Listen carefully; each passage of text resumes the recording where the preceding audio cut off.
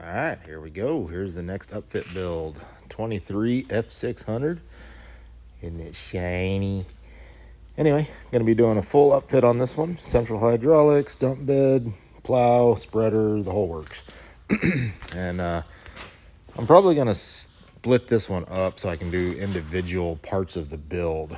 Like I'm going to start on the PTO unit here first, get that all installed. Then we'll do the back, subframe, hoist, hydro. Probably going to split it all up so we can have individual pieces and have more time instead of trying to fit the whole build into 3 minutes. So yeah, let's get started. All right, welcome underneath the truck with me. First, we're going to go ahead and get the front of this drive shaft out of the way, and then we're going to take off this PTO plate and put a PTO on. Let's get that done. Zippy zippy. Oopsie. So normally these drip just a little bit, so small little pro tip: put a little floor jack in there and get you just a little bit of tilt so you don't drip as much. Now you just have just a little bit of This is a no shim install, so make sure and get your little O-ring set down into that groove really well, because that is your seal. No silicone, nothing like that.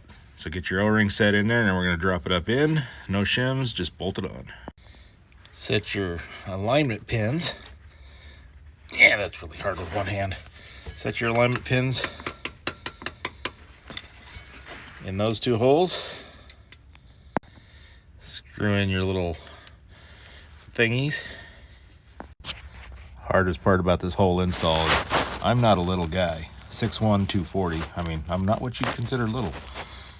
This one and this one, these top two, are miserable for me to get to because I have to reach up and over and, you know, do the whole finger thing. And yeah, it sucks. Anyway, let's do that. Yeah, 3 clicks at a time with the ratchet wrench. Oh, yay. Always use the supplied fasteners with the thread lock on them, and don't just gun them down. Actually try to get them close as you can to the specified torque. Pop that plug and then put in your O-ring boss to JIC adapter. And people, it is a JIC. You don't need to go really stupid tight on these, just snug. Lube up your shaft and then slip it in. Had to reroute my hose because the pump is a little bit bigger than usual to clear the shaft. Anyway, put your shaft on. Done.